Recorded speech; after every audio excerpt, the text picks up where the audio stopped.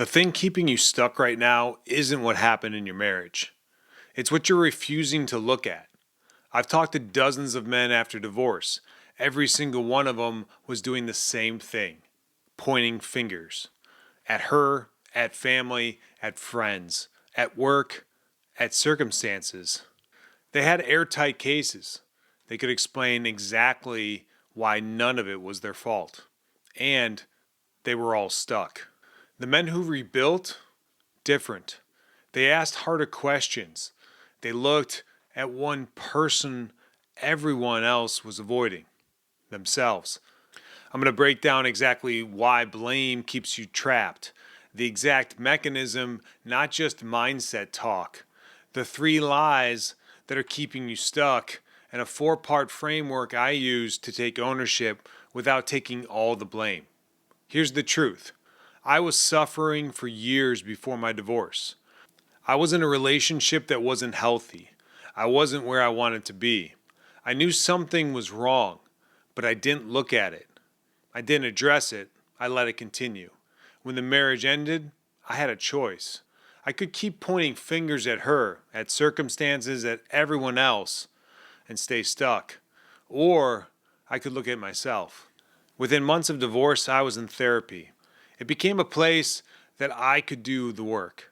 It was my excavation, my chance to dig into patterns that had been running my entire life. And over dinner one night with friends, a married couple I trusted, something clicked. I was stuck on the why. I couldn't understand how promises made before God, before our families, before our friends could end up so broken. I couldn't reconcile the investment, the years, the energy, the money, and how it all turned out. That's when the wife said something I didn't want to hear. Sometimes, Benjamin, you're not going to know the why. Sometimes you'll never understand the other side of the story, and you have to accept that or stay stuck forever. That's when I realized I've been pointing fingers at every direction, at her, at my family, at the dysfunction I grew up in, at the friends, at work. Everyone except myself. I was the one variable I could actually control, and I hadn't even looked at it. Within a couple weeks of that realization, everything shifted. Not because the insight was magic, but because I finally stopped waiting for answers that were never coming and started working on the only person I could change. And here's why this matters for you. Most men, they don't get there. I've watched them stay stuck for years, 3 years, 5 years, a decade, and still telling the same story, still pointing the same fingers, still waiting for someone outside of themselves to change. I was lucky. I had therapy, I had friends who told me the truth, and I was actively searching. But the speed wasn't luck. The speed was the result of one decision. I had to stop blaming and start owning. That's the mechanism. And once you see it, you can't unsee it. Here's why blame keeps you stuck. Not philosophy, but logic. When you blame, you're saying the problem is external. It's her fault, it's the circumstances, it's something outside of you. If the problem is external, you can't fix it. You don't control her, you don't control the past, you don't control what anyone else did. If you can't fix it, you're stuck waiting. Waiting for an apology, waiting to change her, waiting for some cosmic justice that isn't coming. That's the trap. Blame feels like power. You're righteous, you're the wronged party, you have the high moral ground. But it's fake power. You're actually powerless here. You've handed the keys over to your future to someone else who isn't thinking about you at all. Ownership flips all that. If you contributed even partially, then you have the power because you can change you. You can look at your patterns, understand them, and break them. You can walk into the next chapter of your life as a different man. That's not mindset. That's the only move that leads somewhere. Blame is a dead end. Ownership is a door. It's as simple as that. All right, so here's the 3 lies that keep you from walking through that door. Lie number 1, ownership means it was your fault. Wrong. Fault is about the past and who caused the damage. Responsibility is about the future. Who's going to do something about it? You can take full responsibility for your growth without taking the full fault for the breakdown. You can take and own your patterns without owning everything that happened. Both things were true for me. I had patterns that contributed, and I had things happen that weren't my fault. Ownership is holding your peace, not carrying the whole weight. Line number 2, I need to understand the why before I can move forward. This one kept me spinning. I thought that if I could just understand the why the promises were broken, why the investments didn't matter, why it ended the way it did, then I could make sense of it all and I can move on. Some questions, they just don't have answers, and some things will never make sense. And waiting for understanding is just another form of staying stuck. Here's what I learned. You can move forward without understanding. You can heal without closure. You can rebuild without anyone else giving you permission. Waiting for the why is giving your power away. Line number 3. Looking at myself means letting everyone else off the hook. This one's a sneaky one. It feels like if you admit you contributed, you're excusing everyone else. Like some examination is the same as absolution. And it's not. You can own your part and hold others accountable in your mind. These aren't mutually exclusive. But here's the difference. Their accountability is their problem. Yours is yours. You can't control whether anyone else ever faces what they did. You can control whether you face what you did and become someone different because of it. Here's the framework. I call it the 4 keys. Key 1. Name the specific patterns. Specifically. Vague ownership is worthless. I could have been a better husband. Means nothing. When I finally got honest with myself, here's what I found. I avoided conflict until it exploded. I let resentment build for months instead of having one hard conversation. I thought I was keeping the peace.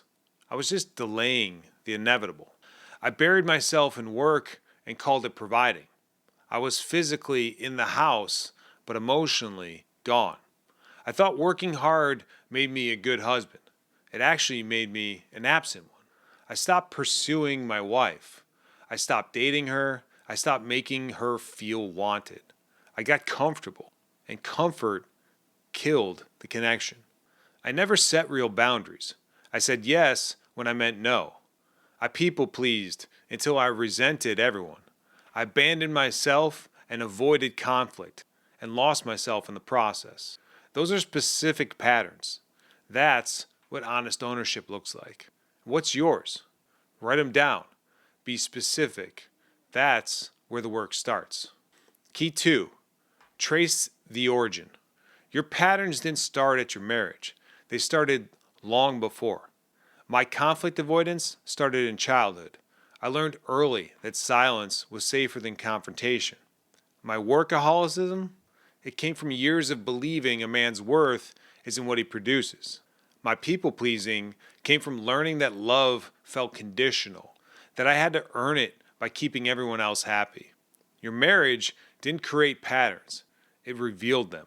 Probably amplified them as well. Find where they started. Not to blame your past, but to understand why you do what you do. You can't change a pattern you don't understand. Key 3. Count the cost of staying stuck. This is where most men flinch. Ownership costs something. You lose the story. You lose the righteous anger. You lose the identity of the wronged man. And you have to face something uncomfortable.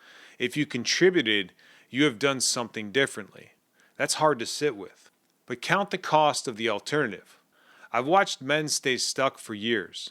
The same story, same anger, the same loneliness. They walk into new relationships with the same patterns and get the same results. They've wasted years, sometimes decades, all pointing the fingers instead of looking in the mirror. That's the real cost here, not the discomfort of ownership, the life you lose if you don't take it. Key 4. Build the new man. Ownership isn't about the past, it's about not repeating it. Once you see your patterns, you can break them.